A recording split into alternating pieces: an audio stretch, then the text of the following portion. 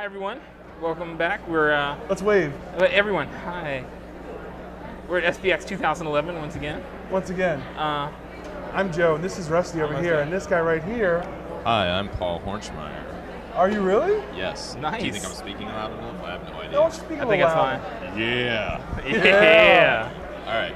So, Paul, from what I understand, you're a cartoonist of some sort? That's the rumor. That's the rumor? Word on the street. Yeah. Where I'm from, the streets. Right. Yes. Absolutely. Now, how long have you been making comics? I probably made my first comic book when I was 4. Right, but that would be a bad one, probably. It was amazing. You Really? made Thunderbolt and Lightning Horse, although Wow. it was misspelled. I couldn't spell lightning, so I wrote Lighting Horse. Stupid, because I believe in berating 4-year-olds. No, I mean, my first self-published comic was in 1999. And then someone was foolish enough to give me money to do it in 2002. And you've never looked back. I look back all the time, like literally every day. like you just walk backwards. Exactly. In sheer confusion. So I guess it's been a little while, but One thing I've noticed about your comics, and I have paid rapt attention to them throughout my life, actually, is that you have a really keen design sense. Like, it seems like you put a lot of thought into the overall package of a book. yeah, I mean, I don't know. It's weird. I feel like that's become a thing for me, but it wasn't I'm really. sorry, I didn't mean to feed No. into I that. mean, not like a bad thing. It's just I think that's something that people associate with my work, but it's never been. It was never really a conscious thing. Like, now I will design the crap out of this item or whatever. I think for me it was always, even when I was self-publishing this stuff, it was, well, how can I make the nicest cover I can? What's the paper stock? I mean, all of those choices to me made such a big difference in the book itself. I mean, it's certainly the core of it is the story and all of that. But they all do come into effect when it's the experience Right. I mean, that that's the just reader it, has. when it's a tactile object that you're experiencing. And I don't think it's any different when you're doing something for the web or something like that, like thinking about, okay, well, how big is this video going to be? How is somebody going to see it? What's it going to be if they look at it on a phone versus their computer screen? I mean, Right. those are all experiential design elements that you have to think about, I think. So, but I overthink everything Do you anyway. enjoy so, thinking about that stuff? like probably way too much. Yeah? Yeah, exactly. Yeah. No, it's bad. I should seek help. But no, it's something that I think for me, and this doesn't sound appealing probably to most people, but to me it's like a really awesome math problem. Okay, Yeah. so I know what you mean. At To work, people who don't like math, that doesn't sound good. At work, I have to do They're some like, things. I was worried that- about comics already, Yeah. but math now. Ugh.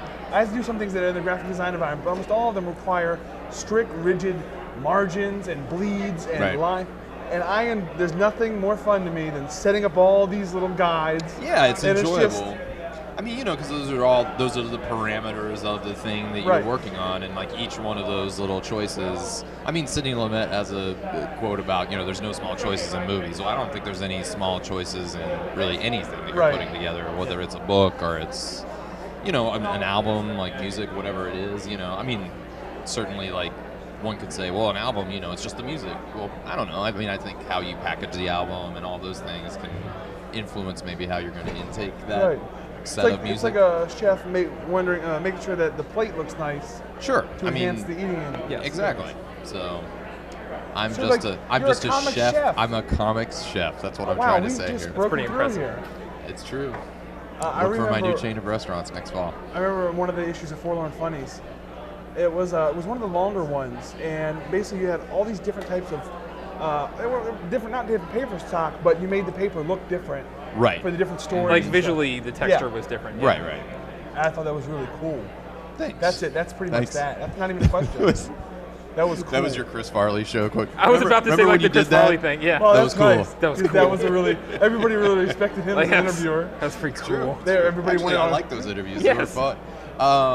Yeah, no, I mean that was definitely something that. Oh my God. God. Son of a 2 years, Consiglio. Tony Consiglio, everybody. Tony Consiglio. I don't know. I mean, that's something that, again, even thinking about the individual strips and what kind of paper they should be on and things like that, that's, I don't know. To me, that's all part of how you're going to experience the story. And, I mean, not just experience it, but, I mean, those elements can change the context of the story itself, you know. I mean, like in the Three Paradoxes, I did a similar thing, but if you look at it, the stories in that book that I didn't directly experience, that aren't really about me, look like they're literally ripped from another book. Yes, exactly. You know, which is sort of beating a metaphor over the head, but whatever.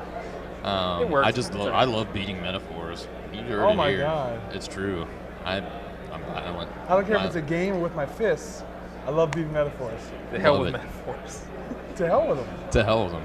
All right, we've taken a stand here. No, yeah, exactly. Done with metaphor. Down with metaphors. It's true. Metaphor. How about a meta not for? Oh, I'm not metaphor that. Yeah. it's not bad. We'll work on that slogan. The slogan's a little weak, but I think we just It's a go good on. beginning there, Alright. yeah. Let's make this like Fair a enough. 20-minute brainstorming session on how to do about some kind of anti-metaphor. Yeah, anti-metaphor ad campaign. All right. Good. Now you What else? seem to have moved from shorter stories Right. or collections of just not random, but just seemingly random stories that you just package together, Right. to longer form stories or stories that at least connect thematically. Right. Do you ever see yourself going back to doing? Yeah, no, I mean, that's the next thing that I'm doing for Fantagraphics is Forlorn Funnies, and that's going to be returning to doing an actual series. So that's going to be a couple times a year.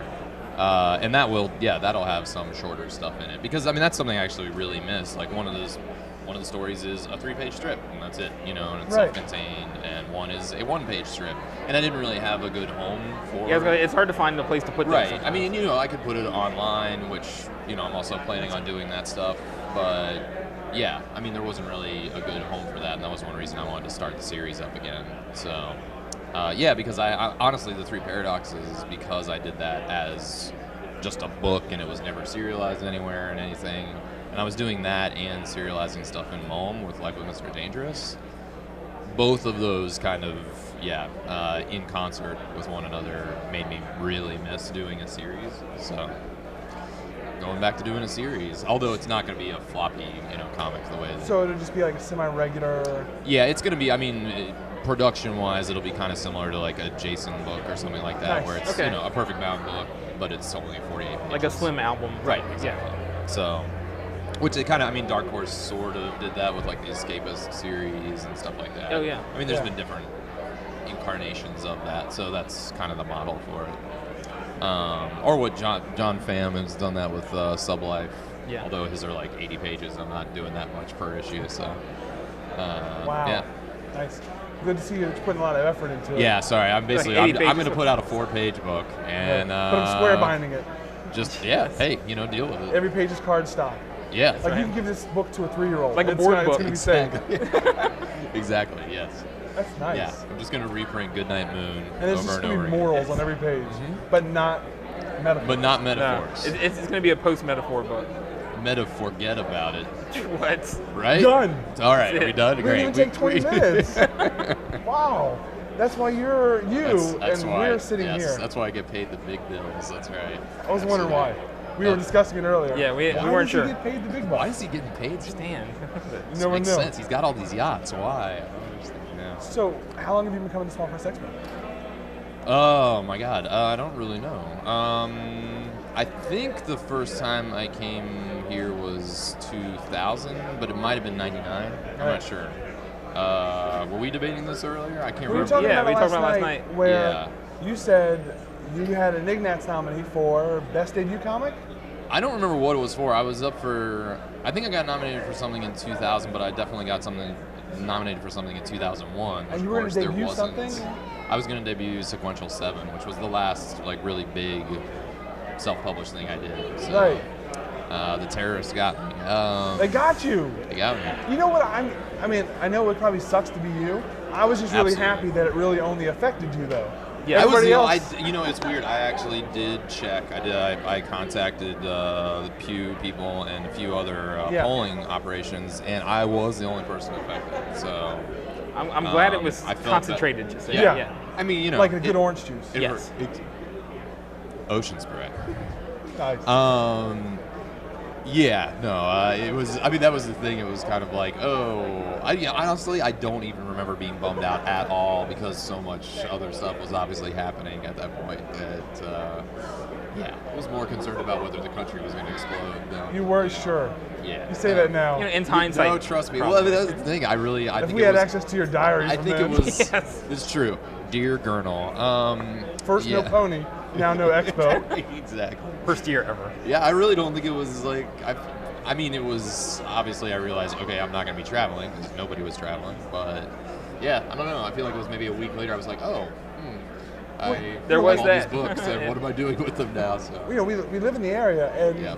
for us, it was you were saturated and talk about it. Sure. So really, it was like I just wish the show would still go on so we could go Like- and just get your have the minds show. off it for a Yeah. little bit, sure, Like, yeah. we really need that right now. But Well, this is actually. Let me ask you. This is going to become a history of SPX. Wasn't there a show called SPX Isles? Was that Yeah. around the same time? it Or was was that. Was that it because was of the September weekend 11th? that SPX would have been in 2001. No, so there was that. There was a get together at a local But there was- restaurant brewery, right? Yeah. Right. But the Baltimore Comic Con Invited opened people. up that's an it, extra, yes. That's like what a it was. ballroom right. meeting Right. area, and so anybody who wanted to, Right. anybody, Yeah. could come and set up a free table. Right. And- I was telling somebody about that recently. And actually, how I'd that was I'd really forgotten nice. until you'd mentioned that SPX 2001 was to be our first show tabling. Right, that was our table. Oh, Yeah. Oh, no, First yeah, time we you said tabled. that last night. So yeah. instead, we tabled at this. Yeah, Mark Nathan Yeah. hooked everybody and, up. Yeah. Yeah. It was. It Who was was good. who was there? Who was the big guy there? Oh, Linsner, Joe Michael Joe Linsner. Michael Linsner, whatever his name is. Yeah. Wait, what? Jan Michael Minson No, from what was Airwolf? Yes. If only. He My had the God. amazing sunglasses. Yes. Awesome. And every time Ernest he- Borgnine was just riding around on him piggyback. The Well, no, whole he had a time. Rascal scooter, but Yes. every time he took off in the Rascal, the Airwolf music played. And it was in fast forward, just like when the helicopter went past. That's good. Awesome. Well, I think we can't top that. You can't. No, I Can't think we're go out done on now. top. So thank you for your time, Paul. Metaphors. it. Don't do it. No, Stay away. No, metaphor. Get about Gotta it. There you forget go. that. Thank you. Thank you. Thank you.